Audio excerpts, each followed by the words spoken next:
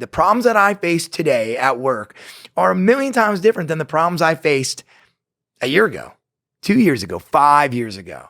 And that's what makes the journey fun now. I don't throw darts at a board. I bet on sure things. Read Sun Tzu, The Art of War. Every battle is won before it's ever fought. Think about it.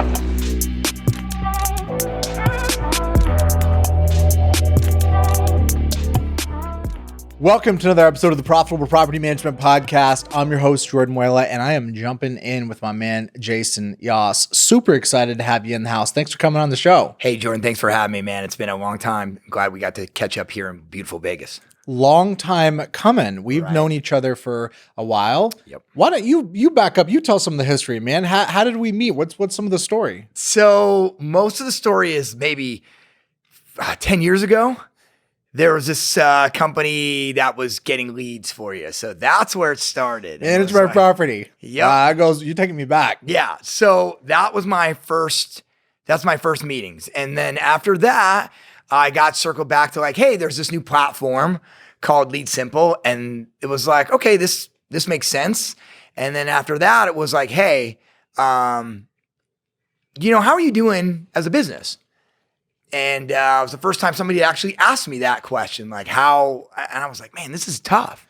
Uncomfortable. It was, yeah. Actually, the theme to my relationship with Jordan is like uncomfortable questions. Like, so how do you feel about, but it was great.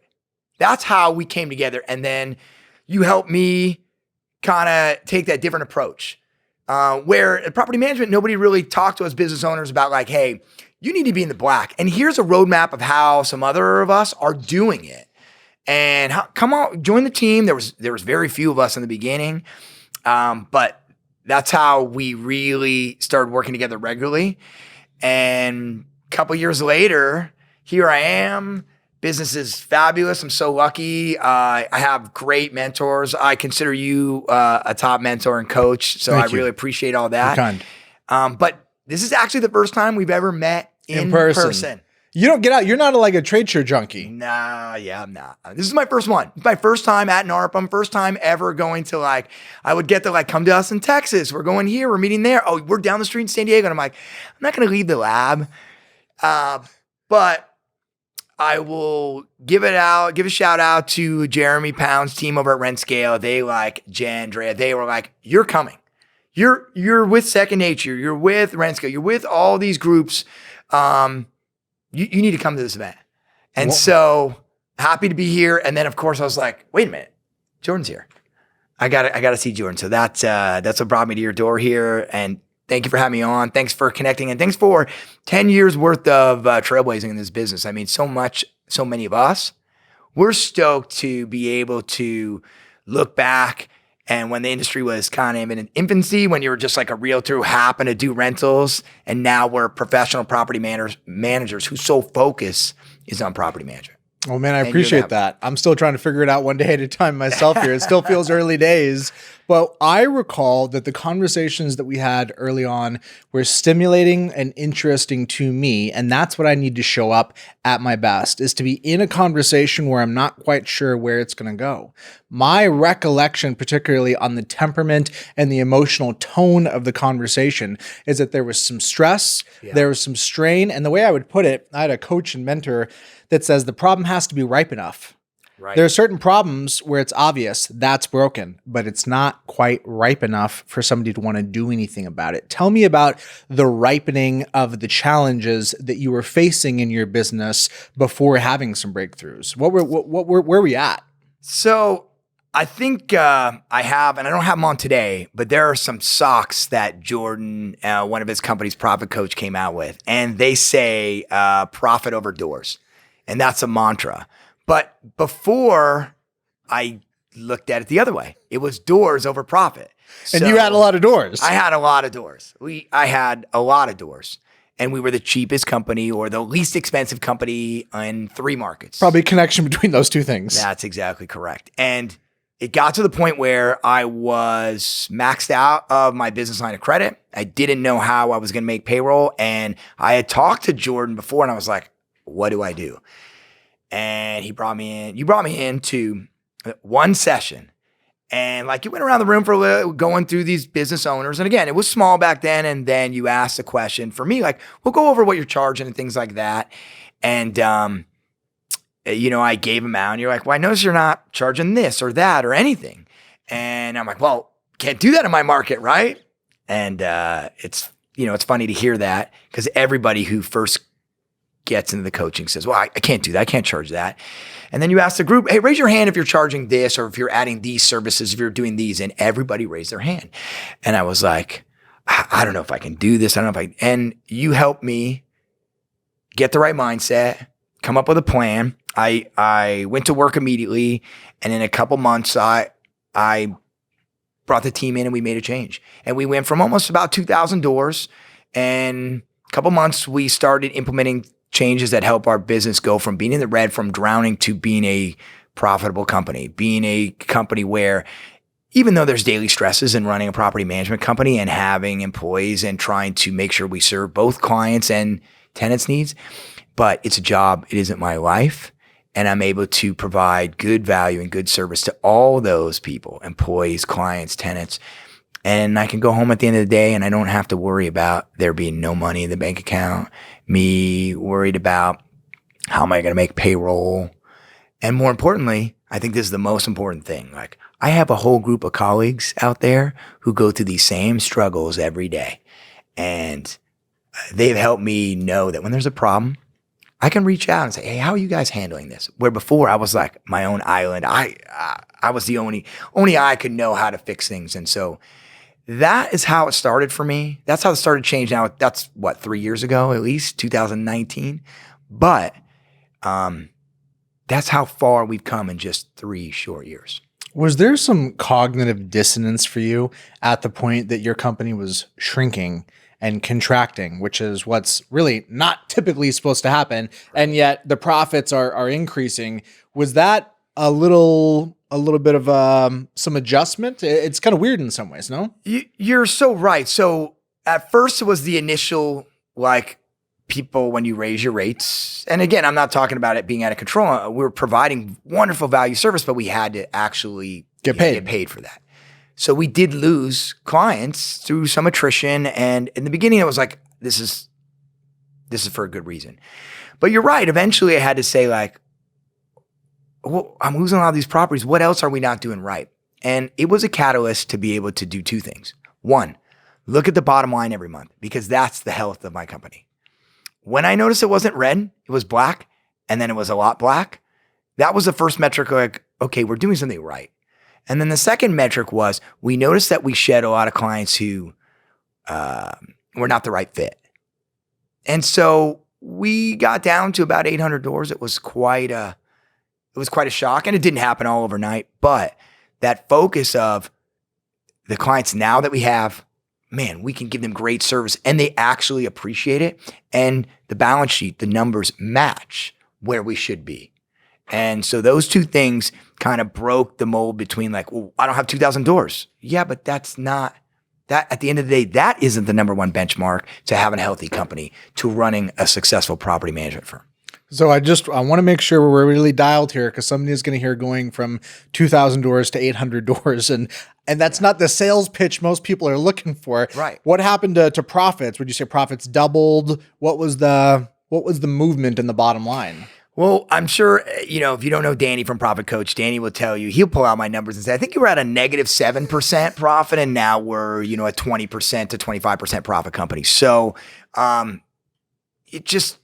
that's the real figure that matters at the end of the day. But more importantly, we can provide better service because we have the right operations, we have the right personnel in place, we have the right outline and organization for the clients we have now. Now, doesn't mean we're not going to get back to 1,800. We're back over the 1,000 number. We're moving the right direction, but it took some purge.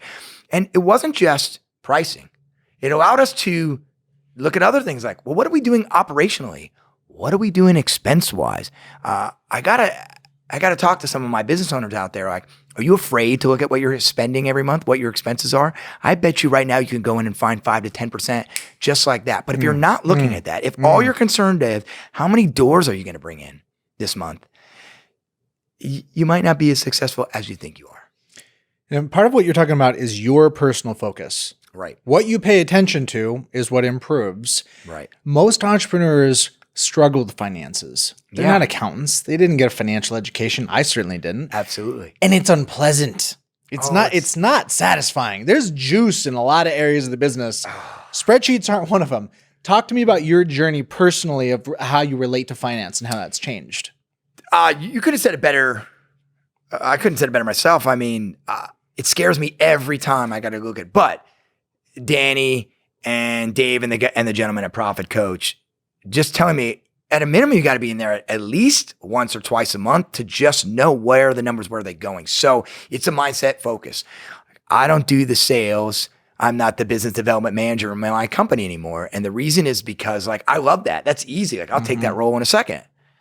What my job is as president CEO is to make sure that I have the people in place to do that. And that includes looking at the numbers and making sure that there's a rhyme or reason to where they are. And so I had to relearn how to do that. And it hasn't been fast. It's not like I, did this overnight. This is still 3 years in the making and I'm getting better and better, but I never got myself to do it every day. I mean, I'm sure there's some CEOs that wake up every morning, they look at their dashboard, they know where they are. I'm not there yet. Okay. But I am in there. I am in there in the middle of every month. So I know what the expenses are. I know what we're forecasted to. And it also allows me to manage the company by the metrics versus by feel, which is entrepreneur or business owner's worst nightmare. Do not manage your company by feel. You have to manage it by benchmark, or you're going to look up and go, I thought I was here, but you're really not. So again, this came from coaches and mentors. These are the people who helped me to change my habits so that they're better and the company is better for it. So if you think about the changes that you made, the surface area of what you were trying to touch was not just close to 2,000 doors. It was also multi-market, Right. which in my mind is compounding complexity.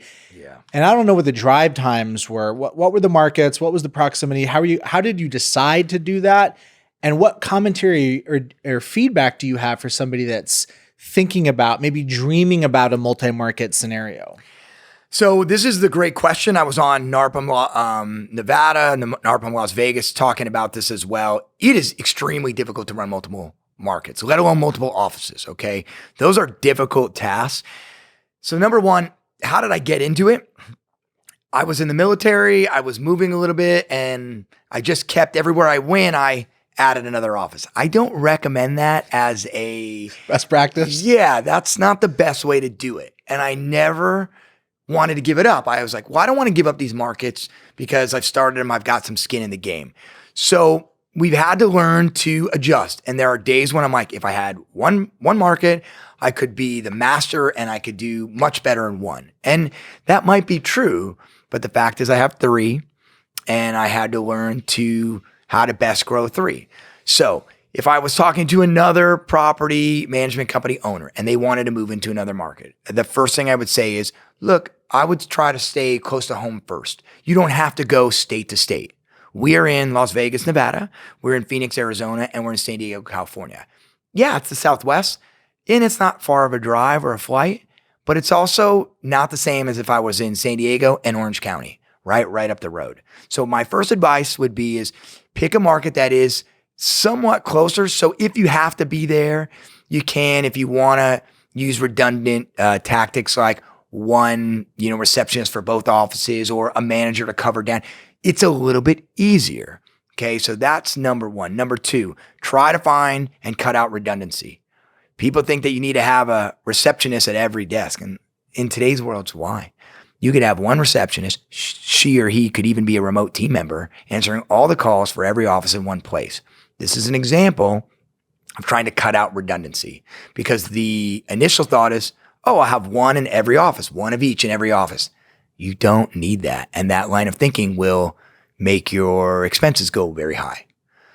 The last part is you got to find an integrator, or you got to find a way to split your time, energy up so that you can have somebody who's helping oversee and run some of these offices that you trust. It is very difficult to run multiple offices by yourself. You've got to have a director of property management or director of ops, or you have to have some kind of organizational schedule to be able to understand the complexities of each market and have someone that you trust to be able to help run those, or you're just going to run out of bandwidth yourself. I think challenges like, well, pricing in Nevada versus pricing in San Diego, those are easily overcame. Okay, my entrepreneurs out there, you can overcome those things. We personally use kind of the same model everywhere, and we make it work. I've seen other companies do like, well, in Arizona, they charge X, and in California, they charge Y. I understand that, and I would recommend that you learn the laws in each locale, but these are easier problems. Mm-hmm. The first things I talked about is have a plan before you go. Don't just run off doing different states. Start local versus far out. These are the things I would. These is where I put my energy first before opening another office. But I guess it comes down to, I would close with like, are you the best in your current market? Mm-hmm. What do you see, entrepreneur, of going to another market that's going to be better than being the number one, having 5,000 doors in your current market? How much market share do you even have? Like, why are you moving? What is the reason? And that question, once you answer that, the rest of it are just tips to be more successful. That's some great feedback. When we started off the interview, there was some discussion of fee maxing. And fee maxing, ultimately, mechanically, it does have a specific impact on the P&L. It's unavoidable as a component of the conversation. But the execution is so much more than that. We're talking about culture. We're talking about leadership. Let's talk about people. Let's talk about ops. When you made these shifts, these were some really significant shifts from the change of the size of the company to the way that you're running the offices to the way that you're structuring things. What did that look like on the frontline staff? What was received? What was not? Who did you have to transition out of the organization? Who stepped up? And what did that feel like walking the staff through those changes? So first and foremost, I was at a position where I had to. This wasn't an option. It was really, there's a major problem, and you as a company might not be around in a couple more months if you continue your path. So it had to be done when it comes to like fee maxing. But in terms of the mechanics of making it work culturally, having the right people in place, that's going to be your biggest thing for your company in general, whether you're fee maxing or not. But in fee maxing, it's so important because you have to have buy-in. You're inputting a whole bunch of fees that go with the services you're already providing. But if you don't have buy-in, if you don't have an integrator or somebody you can trust to help make sure those fees get applied, collected, correct, you're going to say, hey, I got a contract out. Now I got a bunch of clients who signed it, but you may not have the revenue coming in. So for GoldenWest, when we made the change, we had some complaints. Oh, we're now expensive. Nobody, nobody wants to work with us anymore. It's like, no, that's not true. Okay. So it did take changing out some long time employees, people that, have a lot of love for, and I have a lot of respect for what they did when we weren't, beforehand.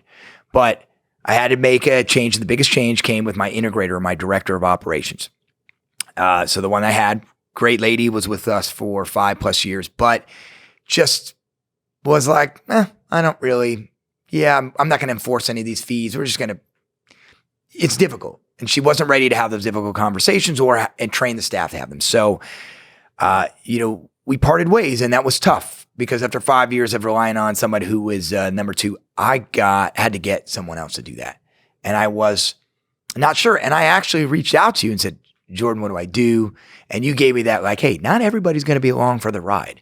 So entrepreneurs, you really got to understand that like when you have those visions like, oh, they're going to be here for 20 years, they're going to be this great company. Not everybody's going to be along for that ride. And I was lucky enough because my next director of operations happened to be in the building. He was our BDM or sales manager, and he was crushing it over there. He was doing all the stuff we love to do, going to get new clients. Like, got him, here you go. And not only did he want the challenge, not only did he understand what he was about to step away from, the easy role, like all the pleasant conversations with new onboarding clients, the wins, but now into an operational, like you're the one they call when you got to fix things. It's the harder job. Not only did he want to do it, not only did he understand the challenge, he stepped into it and he's been thriving. We wouldn't be as successful without this gentleman. And by the way, shout out to Roy True, the teddy bear, nicest man in our industry by far. I can't find one person who doesn't love him. He is the yin to my yang, everything from temperament to just, the way he looks at the same puzzle. And we wouldn't be as successful without him. And so again, challenging entrepreneurs, especially those of you who have never always kind of gone on it alone, didn't have a partner, find that yin to your yang. So I did that. He took a little while to learn because he was always on the sales side, never on that really the PM, the ops side. But his ability to connect with people, help us build a culture, help us get buy-in. That made the fee max part become, this is just part of our value add service to our client. This is who we are. This is rent it like you mean it. And that's our slogan. That's our mantra. And he is an embodiment of that. And that's what's allowed us to be so successful because the change, as you said, is mechanical, but the buy-in, getting the culture, getting the right people around, and then throwing COVID, like that's just an extra burden on top of it. He helped us get there. And that's a great takeaway. So having an integrator who can help you build culture, get buy-in so you can get the fees that you're collecting. And then obviously, again, nuts and bolts on operations, streamlining processes, things that aren't sexy but matter. Those are those. You get 5% there when you fee max. You get another 5% when you get buy-in from your team. You get another 5% of profit when you start to cut through expenses. You get another 5% of profit when you start to streamline your operations. Like that's how you get to 25. And that's our benchmark for industry, right? We want to be 25% net profit companies. Well, I was a -7. So we took all these things to go, and that's a snapshot of how it started, and that's where we're headed to.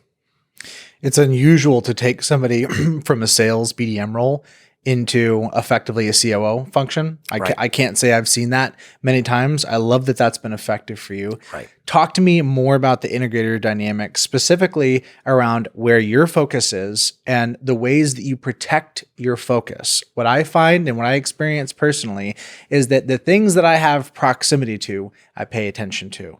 Whether they're high quality problems or low quality problems, I am built to just grate and melt problems. What's right in front of me? So I have to protect myself from a lot. What has changed in terms of your focus, staff issues, owner issues? How have you shielded yourself to maintain your focus? I love the reason I connect so well with you is because we see a lot of things very similar, and I can't agree more. Proximity for me is a major problem. Like if I look at my email in the first of every morning, like I'm not going to get out of the major tasks I want because I'm like, let me tackle my email. You're hooked. Yeah. So proximity, let's start there. The biggest thing that an integrator or a director of ops does is he handles the day-to-day operations so that those problems can be handled by someone who can think and apply our culture or our mantras to solving those problems. And that allows it to not have to be me to be the problem solver on every issue. So setting the tasks, being clear about them, setting the mindset, the why, that gives that integrator enough room to understand, like, this is my domain. This is the why I'm the person to answer these questions. And these are the things that I need to bring to the big guy. And again, I say big guy, he and we're very close. There isn't that kind of hierarchy structure. So proximity is important because if I get myself in the weeds, I'll start, I'll clean the admin desk, I'll do that if it's in front of me. So that has helped me by setting up a structure so those problems don't get to me. Not because I don't want them, but because they don't need to get to my desk. We have defined what should be on my desk and what shouldn't.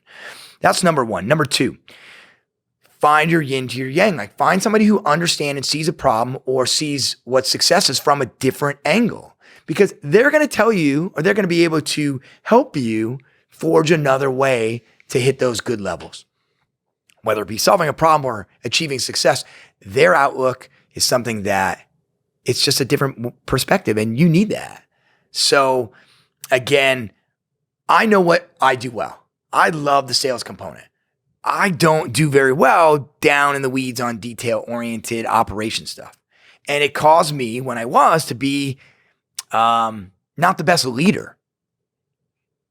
And I'm perfectly capable of telling everybody, like, hey, sometimes I would suffer in the leadership side on a one-to-one role because I would get overwhelmed of being in the weeds. And the integrator allowed me to step back and work on the areas that I excel in while having a select and defined role of what I'm supposed to be on the things I don't excel in. All right. So that's what has worked well. It's difficult to find the person, though. Let's focus in on that. Temperament, vibe. The integrator position that you read about in a book, and it's somebody that's going to do some complementary tasks. It's a pretty straightforward idea. But when you talk about finding someone, it's not globally. It's not a integrator. It's your integrator. It's the person that you feel that connection to. Everybody backs into this in a different way. You live in San Diego, correct? I do. So you're in the same market as Steve Welty. I love Steve. Steve, I love you. Please. Shout out to Steve. God, I love you, Steve. Yes. And Steve and I chat a lot, and totally different temperament than I am. Totally different temperament. And he has an integrator as well. And I imagine that dynamic is different. Right. What would you say to entrepreneurs about specifically the magic and how much you need to vibe with this person beyond their mechanical ability to do tasks and to functionally accomplish things? What is the level of rapport that you need, and what does that magic create? What does that feel like for you? I mean, that's the big key. So let's start with another big profit coach thing. You need to be intentionally hiring. You have to define specifically, based again on your temperament, of like, what does their job look like? What do you want them to do? And what's your interaction with them? Where the problems or successes that should be on your desk? If you don't have that dialed in, you're going to be shooting from the hip when trying to find that person. So who are you? Do the introspective look. What do you need to complement you specifically in tasks, in and things that we just talked about. The next part is when you're intentionally hiring, then you're looking for the right candidates. You have to have some kind of like screening process to know who you're going to bring on board. And you got to make sure that you're not just going for the first shiny object that comes in your way. So a lot of times we like the things that are that we're used to, that we're comfortable with. And the integrator is supposed to actually be the opposite of us. So that is really important to make sure we stick to, hey, I'm looking for this specific task, this specific type of person, because it's not who I am. It's actually different than what I am. Now, I'm sure other people will say like, well, it doesn't have to be polar opposites. And that's right. But again, you need to define what you are, what your strengths and weaknesses are, and who you want to fill that, what their strengths would be to complement you. And then lastly, I think the search wide, you use the term globally, and I'm going to just talk geographically. You need to figure out, is that somebody that's already in your network and you don't know it? Is that someone in your company? Or is that someone that you got to go on LinkedIn and Indeed to find? And it is really difficult, but I would recommend putting a quick little video together when you put it out there to your colleagues and say, this is what I'm looking for. And because your colleagues, people in your sphere of influence in your network, they know you as well. And when you put out a little video of what you're looking for, they're able to go like, I got somebody who might work well with Jayson, or I got somebody who I think might work well with Jordan, because they know you. And that might be a little better than just Indeed, just LinkedIn or ZipRecruiter, because it's very difficult to find the right person that way. So that would be my feedback. Again, I got very fortunate because the person was in-house, and I was like, no. And he was like, yes. And it's worked every step of the way. So I think the teddy bear and I have been together for at least 5 years now. And every day is great. It's great coming in and working with somebody I consider one of my best friends, as well as somebody who knows, like, he's not afraid to roll up his sleeves. He's not afraid to work just as hard as I am. He's not afraid to talk vision of the company, but it allows me to be able to not be afraid to say, hey, this is the vision of company. Where do you see yourself this year, in 2 years, in 5 years? So that I can get his feedback on the journey together. And that's important. It is a journey together. If you think this is just a regular employee, you're sorely mistaken. Let's talk a little bit about vision and core values, which, as you just stated, is a big arrow in the quiver of the integrator. Right. It's the transference where you're able to, at a very high level, communicate where do we really need to go? What is most meaningful? And they take it all the way down to the ground. Now, some people struggle with core values. They struggle because they think it's a bumper sticker. It's a wall poster. It's compliance. It's some bullshit that the owner came up with and is going to act like it's how we run the company, but it isn't. Right. It ain't. What's been your experience? How many iterations did you have, and what did it take to really get it embedded in the organization? That phrase again, Jordan, that it's a bumper sticker. It's so true. And a lot of us, I know, struggle with it. It's like, it's just we put a focus group together and we wrote some stuff down that we want to be, but that's not us. So it's tough. It takes a while, but it really has to be the heartbeat of your company. Because if you don't get it right, or if you make it a projection of what you want to be, but it's not, it's very difficult to actually give somebody like an integrator the ability to make decisions and meet that vision. So for us, our mantra is rent it like you mean it. All right. And it's important. I mean, it really is, but it's not a bumper sticker for us. It is everything from how we want our clients to act to how we want our employees to behave when engaging in property management. Right. And then we have our core values. And maybe core value 4 is not as strong as core value 1, but core value 1 is living, breathing like every day when we are talking about an after action of a situation that was done right or maybe could have done better. We can go to those core values. And I think you're the one who told me before, like, hey, if core value is commitment to communication, we should be able to look at every success or every problem through that prism. And so I would tell my entrepreneurs, when you're talking with your integrator and you're talking about success, it has to be through your core values, has to be through that mantra, because that way you're on the same page about how do we get to success. Well, of course we got to success because we're committed to communication. We got to that lead fastest. We got to that maintenance repair with good communication. Even when it was bad news, we were able to tell clients the things they needed to hear, good and bad, in a concise and efficient communication mantra. And that's how we win. And when we don't do that, that's how we lose. He can see it. You can see it. The employees can see it. Your clients can see it. So that's why the core values, that's why the mantra is so important. And again, it doesn't need to be bumper sticker, 10 things that you ended up some focus group, but it has to be a way that you and your integrator and your team can view success or failure. Every problem should be answered like, well, that client doesn't want to rent it like they mean it. Like, well, that's not the right client for us. Or, hey, we did X, Y, or Z. Like, that's not rent it like you mean it. That's what you should be saying throughout your office. And when I see Roy out there, he can diagnose a problem in 5 seconds, and he can always apply one of the either a mantra or a core value right away with it. And that's why it's so successful. That's why we're on the same page. Because even though we look at the page from different angles, we know what the driving factor is for success. We know what success looks like. And it's not like, oh, they got there one day before the move-in to do the move-in. That's not success. Success is we were committed to communication. We were committed to rent it like you mean it. Amen, man. Well said. I got this from you and from none of this like. And I got it from somewhere else. We're all learning together, man. And that's the key. That's my takeaway, Jordan, is that this conversation that we're talking about today is a kind of a compilation of a ton of mini conversations we've had over several years. Maybe with you and I, or myself and Danny, or myself and David, or somebody on the team. Like, these conversations have occurred, and through practice and through a desire and sheer will, it's started to make success look easier and easier every day. The problems that I face today at work are a million times different than the problems I faced a year ago, 2 years ago, 5 years ago.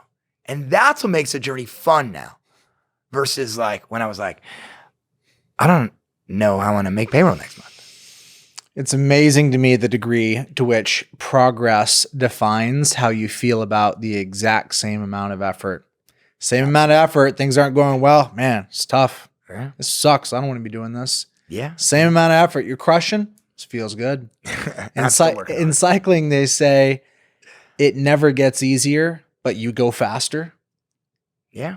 progress allows you to have stamina and endurance. You used a term a second ago, an after action report. You have a military background. Yeah. Talk to me a little bit about how that has colored and shaped and impacted your experience as an entrepreneur. You know, I was in the Marine Corps. I did 2 tours in Iraq and Afghanistan. I was in the infantry. I picked up a wealth of, I'll call it my MBA from the Marine Corps. It was fabulous.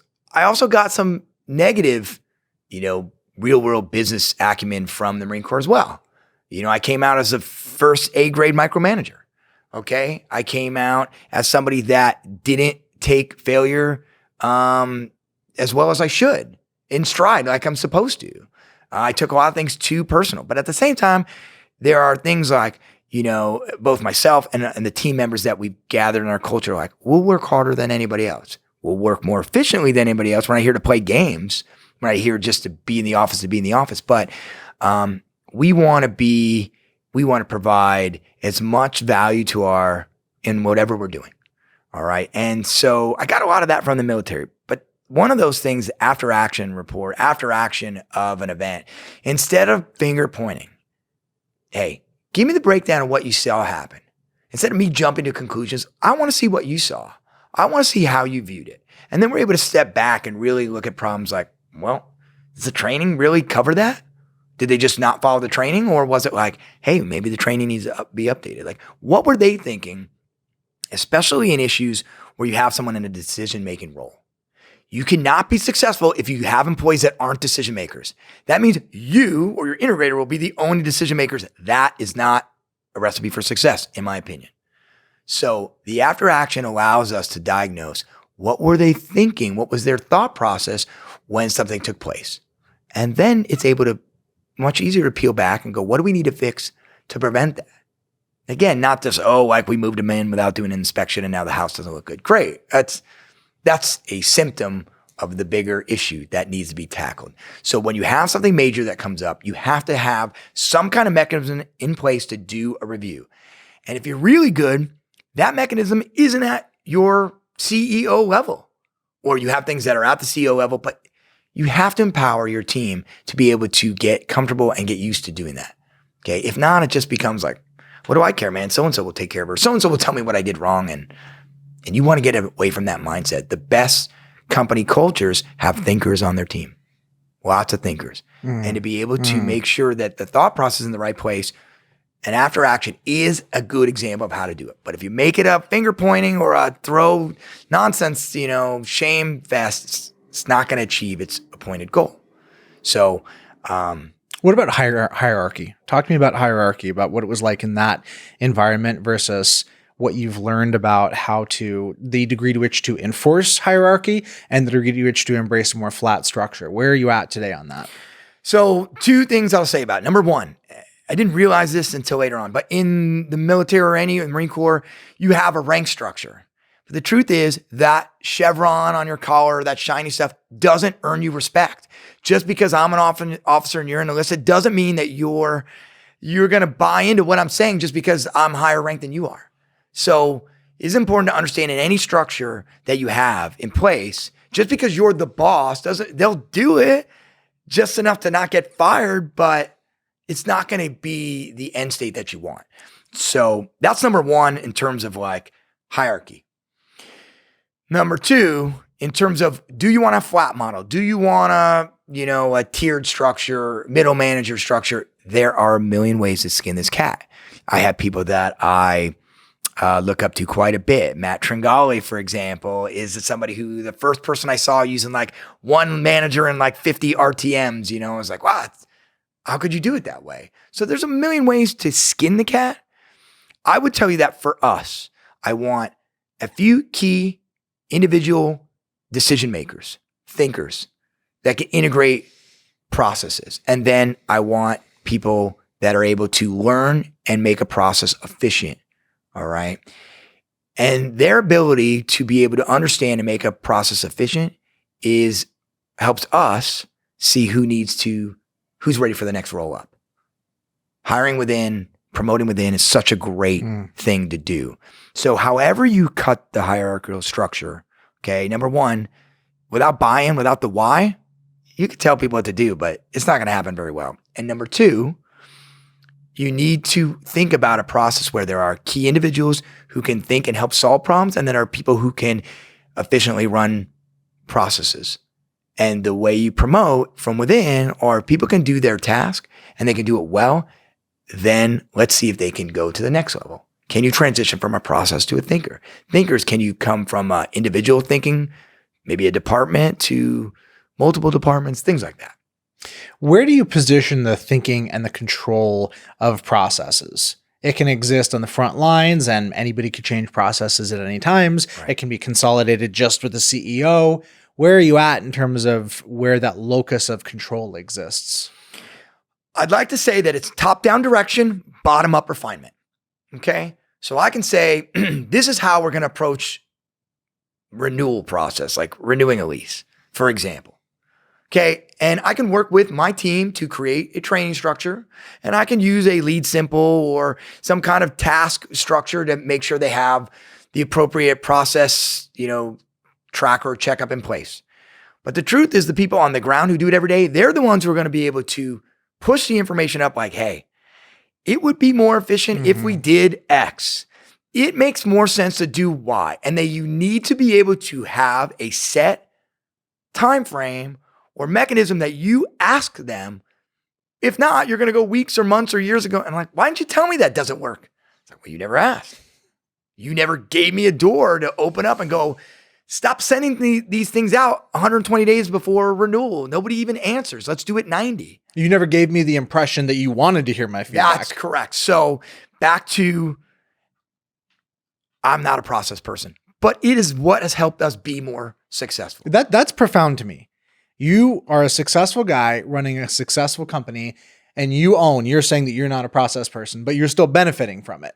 There's some freedom in that. Is there not? I mean, without going too in depth to me, I'm like, don't fill up my calendar because I need some freedom to do Jayson wiggle room. Like, I want that. Don't tell me what to do. But the truth is, processes, efficiency help us get to that freedom. I think that Jocko says like discipline equals freedom. It's your processes help you define specific tasks, help create efficiency. That helps be able to provide not just financial freedom, but you get better at serving your clients. You get better at helping your employees do well. You get better as a company. But it is a foreign thing to me, the entrepreneur, the like, don't tell me what to do. Don't tell me I can't do it type of person. But in anything, you got to find that balance. You have to find that balance. And process has been, it's been one of those mechanisms in a company that's helped us be successful. So it's like pulling teeth sometimes for myself, but stick to your calendar, stick to your processes, stick to the things that are going to allow not just you to be successful, but other people around you, employees, clients, customers to be successful. When they're successful, trust me, you'll be successful. If you're the only one in the room tooting the horn, like, yeah, that's not right. You've made a couple of great points of feedback towards other entrepreneurs. If you could go back and talk specifically to Jayson. Oh, yeah. 10 years ago, to that guy, to where that person was at starting, what would you say? That's a great question. Other than the Femax thing, which really boils down to you provide a service and you want to provide the best service. And so most of us need to, or we forget that we can charge or we can have our costs be equivalent to our value. That's really what it boils down to. So saying to baby Jayson, hey, I know you think that the only way to get somewhere is by charging a flat $75 and that's it. That's all I charged when I started. I would be able to say, hey, trust the fact that you're providing value and that you should charge accordingly. That's number one. Number two is be more deliberate in your processes. It doesn't mean that when you grow or you take on a new endeavor, it has to be slow. Just be deliberate. Deliberate. Put out what your goal is, a couple key things that need to happen, and then work from there to get it to work. Because a lot of times when we were making these changes to be successful, it was seat of pants. Like having 3 offices, it was kind of seat of pants. Being a little more deliberate would have made it, I think, achieving the goals a little bit faster. And those are the two main things. I think one thing I got from you, and I think this is important for everybody. This job is not you. You are not your property management company. You are your kids, your wife, your hobbies, your life, your love, your interests. This job is a job. And if you forget that, even if you're passionate, even if you have to grind and do 80-hour weeks, that's okay. But this job is not you. When something goes wrong, that is not a reflection of you. Okay? That is maybe something that, hey, well, maybe we have to address it. And for so long, I took it so personally. Every time there was a problem, I was like, fuck, that's not the right mindset. So those would be the 3 takeaways. As a leader, that same you that had just come out of the military, as you think about working with staff, having relationships, how have you evolved in your assessment of the degree to which people need to just get it and do it versus the softening? I sense that you've softened as a person and as an entrepreneur. And I know that's a journey and everybody winds up at a different point, but what did that look like for you? And what would that feedback for that aspect of your leadership be to the earlier version of yourself? Well, first and foremost, it's definitely a journey and I'm nowhere near the end. Okay. Am I better than I was 10 years ago? 100%. 100%. And I would say that for any of our military leaders transitioning out, like it's just not the same out here. Okay. And that's not a bad thing. All right. But again, constantly working to try to get better. Know yourself, seek self-improvement. You have to want to get better all the time. And I fail all the time. But I know I'm a better leader and a better boss than I was 2 years ago, 10 years ago. And if you stay committed to that, you're going to do better. But it's a long journey. And you do need to understand that there are ways to do things that are better than just yelling and screaming to get your point home. Like that's just the bottom line. Okay. And there are techniques for approaching a problem that it really isn't the end of the world, but you can handle in a better way. So, it's a great question. It's one that hits home for me because coming from the military background, I'm very much like a hard charger on it. But, you know, if you understand that that's not the way to solve every problem and you work it as a journey, you'll get better. And I hope that 2 months from now, 2 years from now, 10 years from now, the people that I work with are like, man, Jayson was like that, really? Because I know people 10 years ago are probably going to look at this interview and go like, that dude's a crazy man. Like he's running around with a hair on fire in the office. And that's just part of the way it goes sometimes. It's growing, evolving. That's what we're all looking for. To the extent that we're not growing, me anyway, I'm deeply dissatisfied if I'm not growing. I need the stimulation. So looking forward, what keeps you mentally engaged in this business? You've clearly gone beyond just having something stable. It's really going well and it's stable. Right. So what is the cutting edge that keeps you engaged? What's the trajectory? What are you heading towards that keeps you personally really focused and motivated as opposed to complacency? So first and foremost, just short-term goals is kind of the mantra in my head is finish what we started. Okay. Always. If you finish what we started, we started a company, it went to the bottom, we made changes, and we're very close to that part where all of a sudden Jayson isn't the driver behind this company. And it's almost there. I have great people that I work with every day who get it and who understand the culture and they make this company run, not me. I have clients that don't know who I am. I have realtor partners who don't know who I am. I have employees who have never met me. And that's great. So getting to that point and growing the right way, we're getting there. And I know that because I look at the dashboard and I talk to Danny regularly and he's like, man, do you remember where we started? That conversation comes up a lot. So that's really a key. The other thing is watching the people around me also be successful. This mindset shift to being like, I'm the only one who needs to be successful. What do I care about the other people to like, what are my mentors doing? What are my partners doing? What are my colleagues doing? What's my staff? How are they doing? How can we get them better? How can we get them to realize what they want in their life? That's become a real important factor. I'm not going to be done tomorrow. Like I don't know the word retirement, but I do know that I want the people around me to be successful. And whatever I do from here, whether it be continuing with PM, going to other facets of our industry, I want the people around me to also, when I make a nickel or when I do well, they do well also. And that gets me up every day. I can't tell you how many people in our industry over the last 2 years I've been in awe of, like, man, like, wow, that's a great perspective. I love that. And the more people I meet and the more people that I get to engage with, the more fulfillment I've been getting out of this thing we call work. Because we all got to have a job. So we might as well have one in something that fuels us daily. And it's not the nickels. And nickels are great, but it's not that. It's the interaction. It's the ability for me to go, hey, Jordan, you're at Narvum right now, right? Yeah, bro, come over. Go, let's get together. It's the ability to work with, people I've known for 20 years and see them do well. There's no better satisfaction than that. So that's it. Continue, finish what we started, and then, okay, what's next? Is everybody else doing well? Those are the two big things that keep me going. Couldn't have ended it at a better place. Jayson, I want to thank you for allowing me to be a part of your journey. I know it feels like that there's been a lot of contribution from here towards you. Absolutely. You've contributed a lot towards me, satisfaction professionally. Me giving the same counsel, the same advice to somebody that's doing nothing with it, that's hell to me. Working with people that are really moving the needle and doing awesome stuff, that's a deep well of satisfaction for me. Thank you for giving me that gift, brother. I can't thank you enough. Like, you and Danny, you guys set us on the right path. And I got to ask you, like, there are others out there like me, right? There are others that you have success. I mean, there's got to be, because I look around those groups and I see other colleagues, and it's great to see them. And I know they're doing better as well.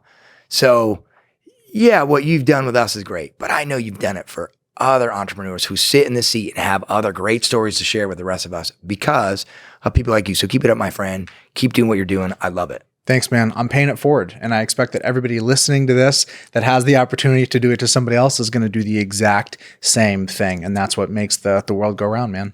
I love it. We'll leave it there. All right, man.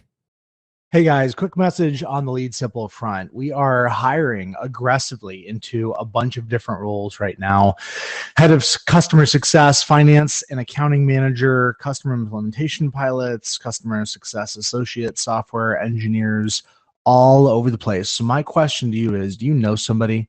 Do you know somebody that might be interested or a fit for one of these roles? You can see the full scope at leadsimple.com/careers. Head of customer success, finance and accounting manager are the ones that we are focused on the most right now. But I'd love to have a conversation about any of these roles.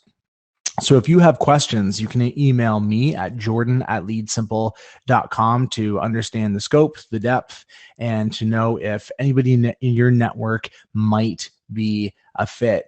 We are a live crew, highly competitive, a little bit nerdy, and we love to have a really good time along the way as we work. So if this sounds like a fit for somebody that you know, love to hear from them. Thanks, guys. Jordan here, asking you, what do you got? What is a question you want to ask me? Can you stump me? Can you throw me something hard, perplexing, vexing, something you feel tied up in knots with? Throw it at me. I'll do my best to try and answer that question, to dissect it, to parse out the nuance, and maybe help you get a bit more clarity. I'm looking for questions as the basis for creating content, and you're looking for answers as the basis for clarity. And wouldn't it be perfect if those two things matched up? Drop a comment, send me an email, jordan@leadsimple.com. Let's stay in the conversation. Peace.